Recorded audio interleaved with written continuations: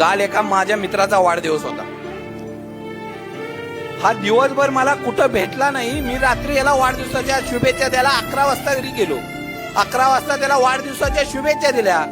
ह्यो ह्याच्याच ऍटिट्यूड मध्ये बरं ठीक आहे आभारी आहे. अरे म्हणलो झालंय काय, आज तुझा वाढदिवस आहे, बोल तरी नीट. नाही ठीक आहे झालं म्हटलं, वाढदिवसाच्या शुभेच्छा मिळाल्या तुमच्या. त्याचं बोलणं असंच उडवाउडीचं. अरे म्हणलो याचं काहीतरी बिनसलंय. अरे म्हणलो काय अडचण आहे का, काय अडचण असेल तर सांग. नाही म्हणला 5 वाजेपर्यंत वाट बघितली. तू माझा स्टेटस ठेवला होतास का कुठं? फेसबुकला नाही, व्हॉट्सअपला नाही, सोशल मीडियावर कुठंच तू माझा स्टेटस ठेवला नाही.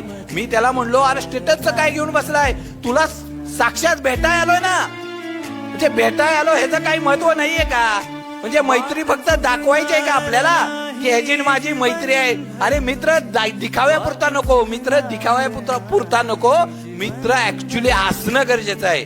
मित्राचा दिखावापणा नसावा. मित्रांनो तो मित्र असतो ज्यावेळी आम्ही रागात असतो ना, त्यावेळी देखील त्यामागचं प्रेम ज्याला कळतं ना, तो मित्र असतो.